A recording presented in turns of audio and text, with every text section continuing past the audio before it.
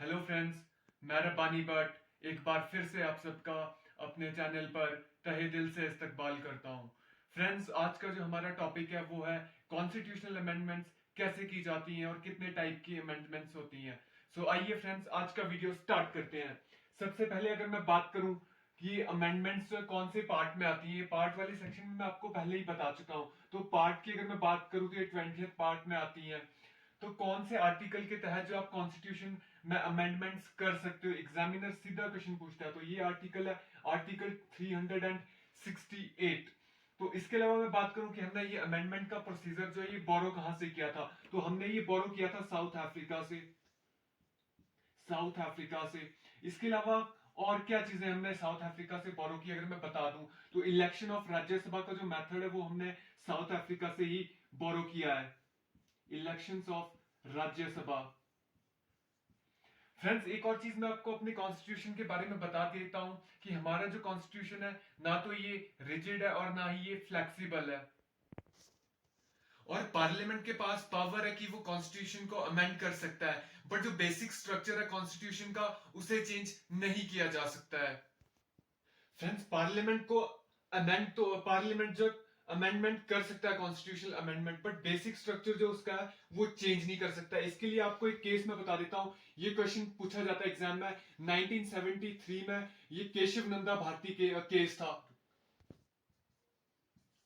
Keshav Nand Bharati case versus Kerala government के साथ। यहां से एक ही वर्डिक्ट था कि बेसिक स्ट्रक्चर जो कॉन्स्टिट्यूशन का है उसे हटाया नहीं जा सकता है, बाकी अमेंडमेंट आप कॉन्स्टिट्यूशनल कर सकते हो। इसके अलावा फ्रेंड्स, अगर मैं बात करूं इंडिया का जो हमारा कॉन्स्टिट्यूशन है ना तो फ्लेक्सिबल है और ना ही रिजिड है, ये दोनों का एक मिक्सचर है। फ्रेंड्स, अब अगर मैं बात करूं प्रोसीजर क्या होता है अमेंडमेंट करने के लिए। अमेंडमेंट करने के लिए जो सबसे पहले आपको एक जो बिल इंट्रोड्यूस करना पड़ता है, करना पड़ता है किसी पर्पस के लिए कि आप किस चीज के लिए बिल लेकर के आए हो। जैसे कि लास्ट ईयर की अगर मैं बात करूं, SC ST रिजर्वेशन के लिए आई थी 126th अमेंडमेंट, जिसे अमेंड किया गया था, जो 2020 तक ही थी, 26 जन 2020 तक लिख, बट इसे अमेंड किया गया। तो ये जो अब है 2030 तक 126th अमेंडमेंट कहती है कि 2030 तक रिजर्वेशन रहेगी SC और ST के पास। तो सबसे पहले बिल इंट्रोड्यूस करना पड़ता है और वो किसी पर्पस के लिए करना पड़ता है। किसी भी हाउस में आप कर सकते हो, या पहले आप या तो लोकसभा में कर सकते हो या राज्यसभा में, लेकिन ये बिल जो है वो दोनों हाउसेस में पास होना चाहिए। इसके अलावा अगर मैं बात करूं अब सेकंड, अगर मैं बात करूं कि बिल को जो है इंट्रोड्यूस कौन कर सकता है, बिल को जो है इंट्रोड्यूस कोई भी कर सकता है, चाहे वो मिनिस्टर हो या फिर कोई भी प्राइवेट मेंबर हो, वो इसे इंट्रोड्यूस कर सकता है। बट रिमेंबर, इसके लिए प्रेसिडेंट की परमिशन प्रायर परमिशन की जरूरत नहीं होती है। फ्रेंड्स, अब अगर मैं थर्ड बात करूं तो ये जो बिल जो है ये पास होना चाहिए दोनों हाउसेस से, इधर फ्रॉम लोकसभा और राज्यसभा। और ये जो बिल पास होना चाहिए वो स्पेशल मेजोरिटी से होना चाहिए। इसके स्पेशल मेजोरिटी के साथ ये बिल पास होना चाहिए। इसका मतलब ये है कि 50% मेंबर्स जो है इस चीज के लिए रजामंद होने चाहिए कि ये जो बिल है वो पास होना चाहिए, या फिर ये कह लीजिए two third of two third जितने भी होते हैं उसकी प्रेजेंट सिटिंग होती है, उसके टू थर्ड मेंबर्स जो हो वो राजी हो कि अमेंडमेंट होनी चाहिए। और ये जो होते हैं जितने भी लोग वहां पे बैठे होते हैं उस दौरान सिटिंग में और जो वोट करते हैं उनका टू थर्ड होता है ये। फ्रेंड्स, ये जो बिल है वो दोनों हाउसेज में जो है पास होना चाहिए, अलग से होना चाहिए दोनों हाउसेज में। ये नहीं कि राज्यसभा से हो गया तो लोकसभा से ऑटोमेटिकली हो जाएगा। पहले ये लोकसभा से अगर पास होता है तो सेकंड इसे जो है राज्यसभा से पास होना ही पड़ता है। इन केस अगर ये बिल राज्यसभा से पास हो जाए तो लोकसभा में पास ना हो, तो वहां पे दोनों हाउसेज में से किसी एक में से पास ना हो तो वहां पे ज्वाइंट सिटिंग का कोई भी प्रोसीजर नहीं है। फ्रेंड्स, जब ये बिल दोनों हाउसेज से पास हो जाता है और जब जरूरत होती है कई बार कुछ अमेंडमेंट्स के लिए जहां पे हाफ ऑफ द स्टेट्स की रजामंदी लेना भी जरूरी होती है, तो जब वहां से ये बिल पास हो जाता है तो उसके बाद ये प्रेजेंट किया जाता है प्रेसिडेंट के सामने उनके एसेंट के लिए। प्रेसिडेंट को जो है प्रेसिडेंट को जो है बिल को एसेंट देना ही पड़ता है। वो जो है उस एसेंट को अपने पास ना तो रोक के रख सकता, अपनी प्रेसिडेंशियल पावर हुए इस बिल पे यूज नहीं कर सकता, ना ही वो इसे रिकंसिडरेशन के लिए पार्लियामेंट के किसी हाउस में भेज सकता है, ना ही वो इस बिल को अपने पास रख सकता है। सो फ्रेंड्स, प्रेसिडेंट के एसेंट देने के बाद वो जो बिल है वो एक एक्ट बन जाता है, दैट इज कि वो कॉन्स्टिट्यूशनल अमेंडमेंट एक्ट बन जाता है। जैसे बन गया CAA, रिसेंटली था सिटीजनशिप अमेंडमेंट एक्ट, और ये पहले था CAB। जब ये पार्लियामेंट से पास हुआ तो ये सिटीजनशिप अमेंडमेंट बिल जो है सिटीजनशिप अमेंडमेंट एक्ट बन गया। तो ये आर्टिकल 368 के तहत जो कॉन्स्टिट्यूशनल अमेंडमेंट्स होती हैं। अब मैं बताता हूं कि कितने टाइप की अमेंडमेंट्स होती हैं।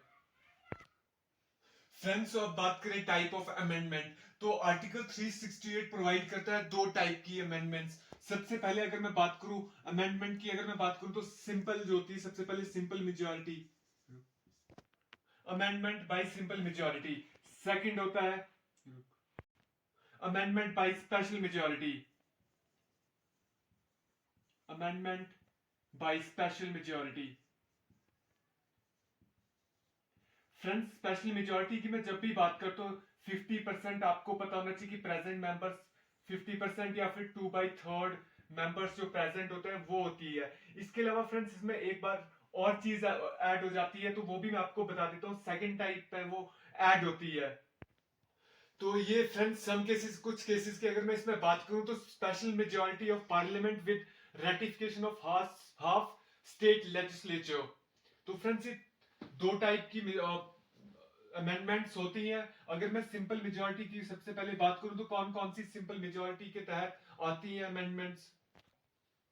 फ्रेंड्स, जिन चीजों के लिए सिंपल अमेंडमेंट चाहिए वो है, सबसे पहले मैं उसमें बात करूं तो सिटीजनशिप, यूटी, एडमिशन और इस्टेब्लिशमेंट, ये शॉर्ट में लिख रहा हूं मैं, एंड इस्टेब्लिशमेंट ऑफ स्टेट, कोई भी नया स्टेट बनाना उसके लिए, या फिर second schedule of constitution, second schedule of constitution etcetera, और भी बहुत सी चीजें वो आगे आप कर सकते हो। तो इन सब चीजों के लिए जो है सिंपल मेजॉरिटी, यूटी, और कोई भी स्टेट नया बनाना हो, या सेकंड शेड्यूल जो कि सैलरी के साथ डील करता है, तो ये इनके लिए जो आपको सिंपल मेजॉरिटी चाहिए होती है। अब मैं स्पेशल मेजॉरिटी के लिए आपको बता देता हूँ क्या प्रोसीजर, किस चीज के लिए स्पेशल मेजॉरिटी चाहिए। सबसे पहले मैं बात करूं तो supreme court and high court. Second में अगर बात करूं तो सेवेंथ शेड्यूल लिस्ट जो इसकी है, सेवेंथ शेड्यूल, इसमें state list, concurrent list and central list होती है उसमें। और थर्ड अगर मैं इसमें बात करूं तो election of president, election of president. And last अगर मैं एक और बात कर दूं, इसके अलावा और भी बहुत सी चीजें, तो आर्टिकल 368 इटसेल्फ, अगर आर्टिकल 368 को अमेंड करना है तो इसके लिए भी स्पेशल मेजॉरिटी चाहिए होती है। तो फ्रेंड्स, आज के टॉपिक में बस इतना ही। आर्टिकल 368 और कॉन्स्टिट्यूशन अमेंडमेंट कैसे की जाती है और क्या क्या चीजें उसके लिए रहती हैं। तो फ्रेंड्स, होप ये वीडियो आपको अच्छा लगा हो। Thank you.